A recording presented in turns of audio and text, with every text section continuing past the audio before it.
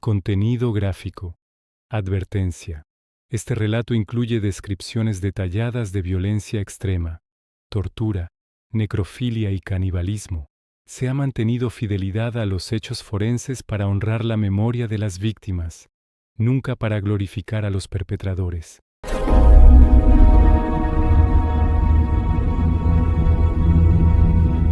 El monstruo de los Andes, la cifra que rompe la historia. El nombre de Pedro Alonso López no resuena con la misma fuerza mediática que Ted Bundy, Andrei Chikatilo o John Wayne Gacy. Sin embargo, su escala de horror supera numéricamente a todos ellos combinados. En la década de los 70 y 80, López no asesinó de forma esporádica ni impulsiva. Convirtió el homicidio en un sistema de vida, en una profesión clandestina que ejerció con la misma precisión que un contador lleva un libro de registros. Cuando el 31 de julio de 1981 se declaró culpable en un tribunal de Ambato, Ecuador, la cifra oficial fue 110 víctimas, pero esa cifra, horripilante en sí misma, era solo la punta de un iceberg que la justicia latinoamericana no quiso o no pudo excavar por completo. López mismo, en una entrevista con la periodista Ron Leiner en 1998, sentado en su celda ecuatoriana, sonrió y dijo: «Fueron más de 300. Puedo recordar cada rostro. Cada una de ellas me pertenece. Este no es solo el relato del asesino serial más prolífico de la historia. Es el estudio de cómo la pobreza extrema, la indigencia cultural y la ausencia de sistemas forenses pueden convertir a un continente en campo de caza para un depredador que entendió antes que nadie que niñas indígenas pobres no generan estadísticas. Es el perfil de un hombre que no nació monstruo, sino que fue forjado por un sistema de violencia tan sistémico que su psicopatía no fue anomalía, sino adaptación lógica, y es, sobre todo, un manual de fallos judiciales que permitieron que un hombre que admitió matar a más de 100 niñas saliera libre después de 14 años y que desapareciera sin que nadie lo echara de menos. Nota visual, archivo de la época de la violencia en Colombia, niños gamines en Bogotá, mapa de Sudamérica con puntos rojos apareciendo en Perú, Ecuador y Colombia. Entrevista de archivo de Ron Leiner con López en 1998. La infancia como proyecto de muerte, 1948-1968. Pedro Alonso López nació el 8 de octubre de 1948 en Santa Isabel, un pueblo olvidado del departamento de Tolima, Colombia. Ese año fue el pico de la violencia, el conflicto civil entre liberales y conservadores que dejó más de 200.000 muertos y desaparecidos. Su padre, Medardo Reyes, militante del partido Colombia Libre, fue asesinado a tiros 6 meses antes de que naciera. No murió en batalla, sino en una ejecución extrajudicial en la vía pública. Ese detalle, aunque parezca biográfico menor, es crucial para los perfiles forenses. López creció sin un padre, sí, pero conociendo que su existencia estaba marcada por un acto de violencia política sin consecuencias. La muerte, desde su concepción, era algo que ocurría sin explicación y sin castigo. Su madre, Benilda López, quedó con 13 hijos, sin ingresos, sin red de seguridad social. No era una madre malvada en el sentido clásico. Era una víctima de la pobreza estructural que se convirtió en transmisora de trauma. Según testimonios recogidos por el periodista investigador David Lore, Benilda se volvió trabajadora sexual para sobrevivir.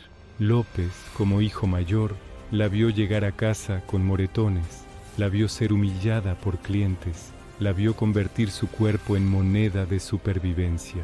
Pero el trauma no era solo observacional. Benilda, desbordada y enferma, descargaba su frustración en sus hijos.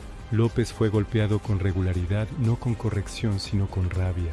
A los 8 años, un incidente selló su destino. Intentó tocar de forma inapropiada a una hermana menor. Benilda lo descubrió. No lo llevó a terapia. No lo castigó con palabras. Lo sacó de casa literalmente, a patadas, al gritarle que era un monstruo. Ese fue el primer punto de inflexión. A los 8 años López ya era un paria.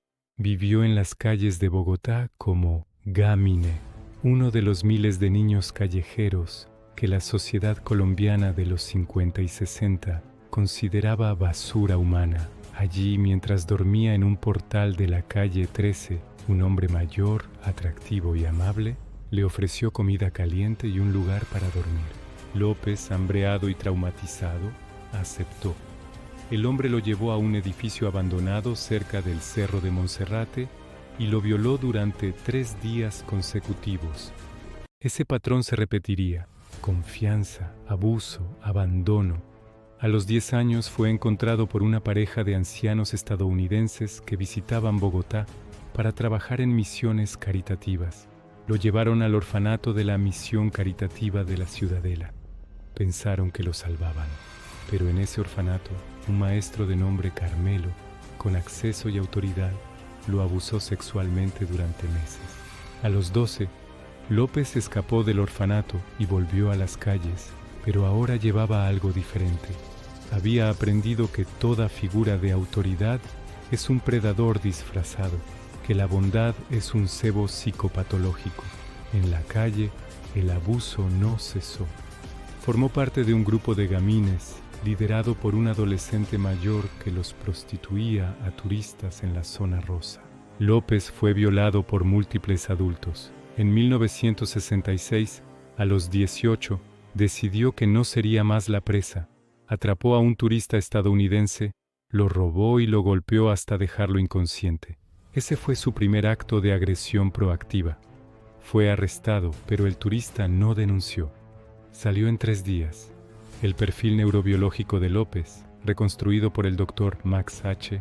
Parés de la Universidad de Barcelona en 2019 mediante análisis de sus entrevistas y registros carcelarios, muestra un patrón único: su amígdala.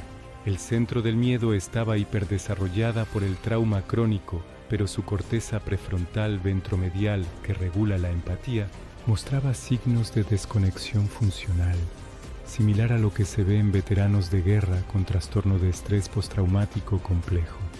Sin embargo, a diferencia de los veteranos, López no desarrolló ansiedad, desarrolló alexitimia, incapacidad de identificar emociones propias y ajenas. Eso lo hizo perfecto para el asesinato en serie. La prisión como escuela de homicida, 1969-1978. A los 21 años, López fue arrestado por robo de autos en Bogotá. Le dieron 7 años en la cárcel de García Moreno, uno de los penales más violentos de Latinoamérica. Aquí, el perfil forense toma un giro crítico. La mayoría de supervivientes de violencia institucional se vuelven introvertidos, deprimidos o se suicidan. López no. En García Moreno fue violado por al menos 2 reclusos, miembros de una pandilla que controlaba el patio. Pero en lugar de desintegrarse, López transitó lo que los criminólogos llaman transformación predadora. Con un cuchillo de cocina afilado en una piedra, esperó. El 14 de noviembre de 1971, en el baño colectivo, apuñaló a su principal agresor en el cuello y en el tórax. El hombre murió en minutos. 2 semanas después, repitió la operación con el segundo abusador. Ambas muertes fueron catalogadas como defensa propia por los guardias que, en el mejor de los casos, miraban hacia otro lado. López, en su mente, no había cometido asesinato, había eliminado parásitos. Ese fue su desplazamiento cognitivo, la vida humana sin valor y la suya por encima de todas. En una entrevista posterior con el psiquiatra forense Dr. Max H. Parés, López describió el momento. Cuando sentí el cuchillo entrar, cuando vi la sangre, pensé: esto es mío, este poder es mío. Nunca más seré el que grita, seré el que silencia. Ese es el núcleo de su psicopatía. No es ausencia de emoción, es presencia de placer controlado. No es falta de empatía, es inversión de empatía. Siente placer en el sufrimiento ajeno, pero no en el propio. En prisión, López no se rehabilitó, se especializó. Leía cualquier libro que encontraba sobre psicología criminal, aunque eran pocos. Observaba a los reclusos, clasificándolos en predadores y presas. Cuando le preguntaban por qué estaba allí, decía: estoy estudiando. Y lo estaba. Estudiaba cómo el sistema falla, cómo la violencia se organiza, cómo la impunidad funciona. Cuando salió en 1978, tras cumplir casi la totalidad de su condena, no era el joven violado que entró. Era un arquitecto del asesinato en serie que había aprendido que nadie busca a los muertos si son pobres y nadie castiga a los asesinos si son despiadados. El criminólogo Dr. Francisco Pérez Avellán, en su obra Crimen sin Fronteras, utiliza el caso López para explicar el concepto de emprendedor criminal. Sujetos que no solo cometen crímenes, sino que los optimizan como modelo de negocio. López en su mente no era un asesino, era un empresario de la muerte, y las niñas indígenas eran su materia prima. El método como ritual satánico, 1978-1980. El 31 de agosto de 1994 es la fecha de su liberación definitiva de Ecuador, pero su carrera como depredador comenzó en 1978, al salir de García Moreno. Su modus operandi fue perfeccionado no por intuición criminal, sino por observación etológica. López entendió que las niñas indígenas de los Andes comparten características que lo hacían a él invisible. Son educadas para obedecer a los adultos, son marginalizadas racial y económicamente, y sus desapariciones no generan alerta mediática. No escogía al azar, era un cazador que estudiaba el ecosistema. Víctima preferente, niñas quechua y aymara, entre 8 y 12 años, de familias campesinas o vendedoras ambulantes. No escogía niñas de 13 o 14 porque ya tenían desarrollado instinto de sospecha. Las de 8 a 12 aún creían en la autoridad masculina. Eran, en términos forenses, presas de baja resistencia psicológica. Lure. López se adaptaba. En Colombia se hacía pasar por vendedor de dulces. En Perú, por misionero protestante que repartía Biblias. En Ecuador, por fotógrafo de turismo que ofrecía retratos gratis. Su inglés básico, aprendido con turistas en Bogotá, le daba un aire de autoridad externa que las niñas indígenas asociaban con poder. Les ofrecía espejos, peines, monedas de 5 centavos. Les hablaba de ciudades donde ellas nunca irían. Las llevaba a escondrijos preseleccionados, cuevas en las afueras de Ambato, fosas excavadas meses atrás, barrancos donde el eco no llega. En algunas de esas fosas los forenses ecuatorianos encontraron capas de cuerpos en diferentes estados de descomposición. López volvía a los mismos sitios como un buitre que regresa a su nido de cadáveres. El ritual era litúrgico.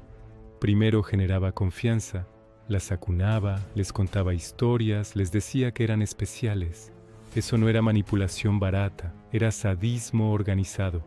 Quería que sintieran seguridad antes del trauma. Luego las violaba, pero no de forma impulsiva. Lo hacía observando sus reacciones, documentando mentalmente cada detalle. El estrangulamiento era manual, con sus propias manos. No usaba cuerdas porque quería sentir el pulso desaparecer bajo sus dedos. Quería ser el último latido que experimentaran. Siempre al amanecer, cuando la niebla de los Andes cubre las faldas de los volcanes y nadie sale a buscar leña. Dejaba los cuerpos en posición fetal, casi reverente. No los mutilaba, no necesitaba. La muerte era suficiente. En Perú, entre 1978 y 1979, mató al menos 50 niñas. Las desapariciones en Ayacucho, Cusco y Arequipa eran atribuidas a senderistas de la guerrilla de Sendero Luminoso. La policía peruana, en plena guerra interna, no tenía recursos forenses para investigar desapariciones de niñas indígenas. López era un fantasma. En 1979 la comunidad de San Miguel, en Ayacucho, lo capturó cuando intentaba secuestrar a una niña de 9 años en plena fiesta patronal. Los nativos, siguiendo su justicia ancestral, lo enterraron vivo en una fosa. Un misionero católico, el padre Juan Carlos Trujillo, intervino, argumentando que la ley divina no permitía la muerte. Los comuneros, reacios, lo entregaron a la policía peruana. Los peritos forenses de la época no tenían ADN, No tenían bancos de datos de desaparecidos, no tenían nada. Interrogaron a López, pero sin cuerpos, sin testimonios, sin presión mediática. Lo catalogaron como loco y lo deportaron a Colombia. No investigaron sus crímenes, lo liberaron. Sí, ese fue el segundo gran fallo forense. La justicia peruana tuvo en sus manos al depredador más grande de América Latina y lo soltó porque sus víctimas no tenían voz. En Colombia, López no se detuvo. Entre 1979 y 1980 desaparecieron niñas en la región de Nariño, cerca de la frontera. Pero Colombia estaba en la vorágine del narcoterrorismo de Pablo Escobar y el FARC. Una niña indígena menos no impactaba las estadísticas. López cruzó a Ecuador en 1980. En Ambato, una ciudad de 150.000 habitantes rodeada de volcanes, encontró el ecosistema perfecto. Una población indígena quechua que venía a vender productos al mercado, niñas que viajaban solas desde pueblos a horas de distancia, y una policía rural que no tenía concepto de asesino serial. Entre abril de 1980 y abril de 1980, desaparecieron 21 niñas en Ambato, 21 en un mes. La policía ecuatoriana, por primera vez, notó el patrón, pero notarlo no era lo mismo que entenderlo. No había psicocriminalistas en la fuerza, no había perfiles, había solo pánico. La captura, la infiltración y la confesión. 9-31 de abril 1980. El 9 de abril de 1980, Carlina Ramón, vendedora de papas en el mercado central de Ambato, vio a un hombre moreno, de aspecto andino pero con ropa limpia, llevarse de la mano a su hija María Carlina, de 10 años. El hombre le había ofrecido un espejo. Carlina, que había oído rumores de desapariciones, gritó. Un grupo de vendedores indígenas rodeó al hombre, lo golpeó con palos de leña, lo inmovilizaron, llamaron a la policía. López no resistió, sonreía. En la comisaría de Ambato no había pruebas forenses, no habían encontrado el cuerpo de María Carlina, no habían testigos del asesinato. Tenían un hombre con antecedentes de deportación, pero nada más. El jefe de investigaciones, teniente coronel Pastor González Córdoba, un hombre de formación militar, pero sin entrenamiento en psicología criminal, tuvo una intuición que hoy sería texto de estudio. No podían torturar a López, pero podían volverlo su propia trampa. Decidió infiltrarse. González Córdoba se hizo pasar por recluso, se dejó crecer la barba, se puso ropa de indigente y fue ingresado en la celda contigua a López el 11 de abril. Durante 27 días, González no durmió. Fingió ser un violador de menores, compartiendo detalles ficticios para ganarse la confianza de López. La técnica, que hoy violaría todos los protocolos de interrogatorio, funcionó porque López necesitaba jactarse. Los psicópatas organizados, a diferencia de los desorganizados, tienen una necesidad patológica de reconocimiento por su obra. González le dio el oído que necesitaba. El 8 de mayo, López habló. Detalló 53 entierros en la región de Ambato. Dio coordenadas. A 3 kilómetros de la carretera a Patate, bajo el puente del río Ambatillo, hay 6. En la gruta de la Virgen del Quinche hay 8. En la quebrada de Santa Rosa hay 11. Describió cada niña, la altura, el color de vestido, la forma en que lloraba. Dijo, las guardo en mi memoria, son mías, nadie puede tomarlas de mí. Esa frase registrada por González en un micrófono oculto sería la única confesión formal que obtendrían, pero era suficiente. La excavación fue un desastre forense por necesidad. No había antropólogos, había policías con palas. Encontraron cuerpos descompuestos, en algunos casos solo huesos. En total, localizaron 53 cuerpos en 11 fosas comunes, pero solo pudieron identificar a 23. Las demás eran NN, que ni siquiera habían sido reportadas como desaparecidas. La causa de muerte, estrangulamiento con fractura del hueso hioides. Signos de violencia sexual, laceraciones anales y vaginales crónicas, indicando abuso repetido antes del asesinato. Edad promedio, 9.7 años, todas indígenas. El perito forense ecuatoriano Dr. Marco Proaño, en su informe de 1981, señaló algo que horrorizó a la judicatura. Las niñas habían sido violadas post-mortem. López esperaba a que el cuerpo estuviera frío para reofender. Ese detalle, que no salió en el juicio por su brutalidad, coloca a López en la categoría de necrófilo primario, un subtipo de parafilia tan raro que solo el 0.01% de los asesinos en serie lo presentan. López no solo mataba, deseaba la absoluta posesión, incluso más allá de la muerte.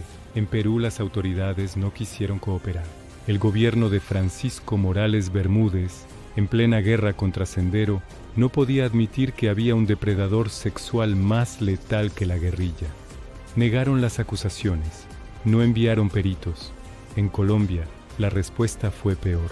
El gobierno de Julio César Turbay, en la política de seguridad nacional, estaba más preocupado por los M-19 que por niñas desaparecidas en la frontera. No enviaron una sola solicitud de extradición. El 31 de julio de 1981, López se declaró culpable de 57 asesinatos, 4 más que los inicialmente probados. Pero el Código Penal ecuatoriano no tenía cadena perpetua. La pena máxima por homicidio era 16 años. Y como López confesó, el juez le hizo un descuento. La sala del tribunal de Ambato, llena de familias indígenas, explotó. Madres gritaron, padres lloraron. Una anciana quechua, cuyas 2 nietas fueron encontradas en una fosa, se paró y le gritó a López en quichua: «¿Por qué no te mueres tú?». López sonrió y dijo: «Porque Dios me necesita vivo para recordarles su castigo». La farsa de la justicia y la liberación, 1981-1994. Los 14 años que López pasó en la cárcel García Moreno de Quito fueron una paradoja. Por un lado, fue el recluso modelo. No causó problemas. Trabajó en la biblioteca. Hasta escribió poesía que enviaba a periódicos locales, siempre firmada como El Monstruo o El Poeta de las Sombras. Por otro lado, fue el recluso más peligroso. En 1989, un psiquiatra forense de la Universidad Central, Dr. Hugo Vázquez, evaluó a López para una posible libertad condicional. Su informe, desclasificado después de su liberación, es una obra maestra de diagnóstico psicopático. Sujeto presenta inteligencia superior, CI 128, ausencia completa de remordimiento, grandiosidad mesiánica y fantasías homicidas persistentes. Recomendación: nunca liberar. El informe fue ignorado. En 1994, el gobierno ecuatoriano, presionado por ONG que denunciaban hacinamiento carcelario y por el hecho de que López había cumplido su pena al pie de la letra, lo liberó. La liberación fue un escándalo internacional. La BBC envió a un equipo. La periodista Sian Griffiths lo entrevistó en su casa de la calle García Moreno en Quito. López, ahora de 46 años, lucía cabello cano, sonrisa tranquila y dijo: «No siento culpa, me siento orgulloso. Fui el mejor en lo que hice». Cuando le preguntaron si mataría de nuevo, respondió: «No lo sé. No tengo el impulso ahora, pero si tuviera hambre, comería».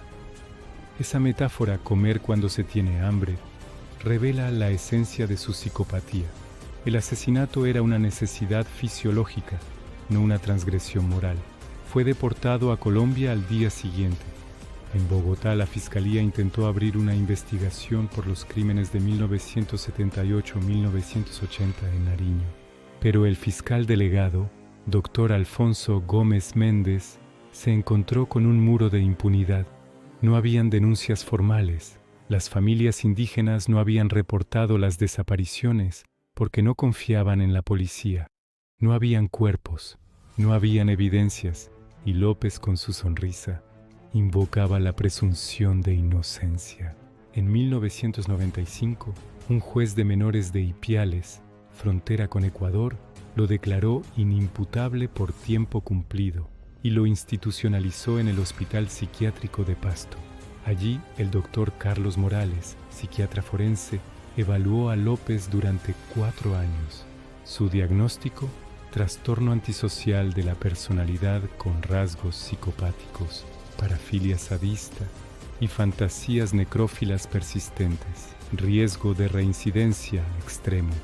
En 1998, un tribunal de revisión compuesto por 3 jueces que nunca tuvieron acceso al informe de Morales y presionados por la ley de incapacidad financiera del hospital, decidió que López estaba rehabilitado. Lo declararon sano, lo liberaron con una fianza de $50, equivalente a 3 días de trabajo en Colombia. Le dieron $50, un documento de identidad vencido y una despedida. No vuelvas, le dijo el juez. López sonrió. No prometo nada. La desaparición y el fantasma, 1998-2024. Después de su liberación, López fue a visitar a su madre, Benilda, que vivía en una pensión de Bogotá, enferma de diabetes y ciega. Le pidió su parte de herencia. Ella le dijo que no tenía nada, que había vendido todo para comer. Él, sin una palabra, le vendió su cama y su silla a vendedores ambulantes. Dejó a su madre en el piso y desapareció. Ese acto final, cargado de simbolismo, cierra el círculo. El niño expulsado por su madre devolvió la expulsión, no con violencia física, sino con la violencia económica y emocional que él había aprendido es la forma más pura de destrucción. En 2002, en Villavicencio, Colombia, una niña de 11 años fue encontrada estrangulada en un campo de palma africana.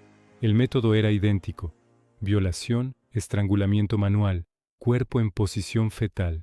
La policía rural no tenía recursos para ADN. El caso quedó en archivo.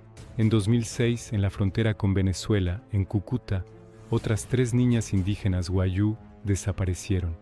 Se culpó a la guerrilla, pero un testigo, un niño de 10 años que escapó, describió a un hombre moreno, viejo, que hablaba con acento bogotano y ofrecía dulces. La descripción fue archivada. Nunca se conectó con López. En 2018, el podcast Caso 63 de la Fiscalía Colombiana revisó archivos fríos y encontró que López tenía una hermana, María Eugenia, que vivía en Sincelejo. La entrevistaron. Dijo que Pedro la había visitado en 1999, le pidió dinero, se lo negó y nunca más lo vio. Le dijo algo que heló al entrevistador.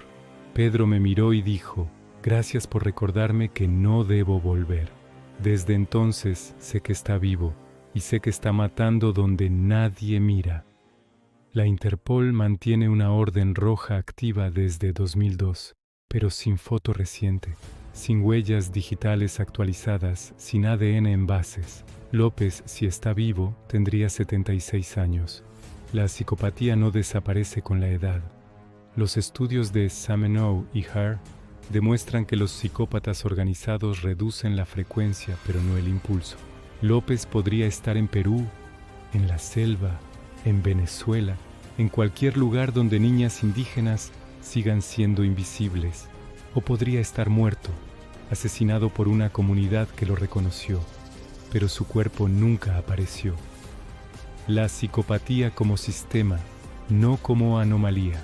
El perfil forense de Pedro Alonso López, reconstruido por el Dr. Parés y el equipo de la Universidad de Barcelona en 2020, es un caso de estudio en la teoría de la ventana rota, aplicada a psicopatía. López no nació monstruo, nació en una ventana rota. Pobreza extrema, ausencia paterna, violencia materna, abuso institucional. Y en lugar de repararla, el sistema la rompió más. Cada vez que fue violado y no hubo justicia, cada vez que fue deportado sin investigación, cada vez que fue liberado sin seguimiento, el sistema le dio permiso. Su cerebro, si pudiera escanearse, mostraría la trifecta neurocriminal: corteza prefrontal ventromedial reducida, ausencia de empatía, amígdala hiperactiva, búsqueda de placer extremo, y conectividad interhemisférica anómala, desconexión entre emoción y cognición. Pero eso explicaría el impulso, no la escala. La escala se explica por el contexto. López fue el depredador perfecto para un continente donde niñas indígenas no cuentan como evidencia. El informe forense final del Dr. Morales de 1998 concluyó: Pedro Alonso López es un ejemplo de cómo la sociedad no crea monstruos, sino incubadores. Él es el síntoma, no la enfermedad. La enfermedad es que en Latinoamérica, todavía, Una niña pobre vale menos que un perro. Voces y legado. Voces de las víctimas. En 2004, la Organización de Familiares de Ambato intentó demandar al Estado ecuatoriano por negligencia forense. El caso fue archivado. En 2010, la madre de María Carlina Ramón, la niña cuya desaparición provocó la captura, dio una entrevista a Radio Tropicana. Yo no quiero que lo encuentren. Quiero que viva con miedo como nosotros vivimos cuando él estaba afuera. Que sepa que su monstruo es pequeño comparado con el miedo que le tenemos a Dios. Impacto legislativo. En 2002, Ecuador aprobó la Ley de Protección Integral a la Niñez, que creó el Sistema Nacional de Búsqueda de Personas Desaparecidas.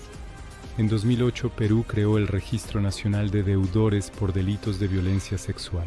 En 2012, Colombia reformó su Código Penal para incluir cadena perpetua sin posibilidad de libertad condicional para asesinos seriales. Ninguna de estas leyes existía cuando López cazaba. Todas nacieron de su sombra. Cultura popular. López se convirtió en leyenda urbana. En Ecuador los padres dicen, portarse bien o viene el monstruo. En Colombia, el viejo de los Andes es el coco de la frontera.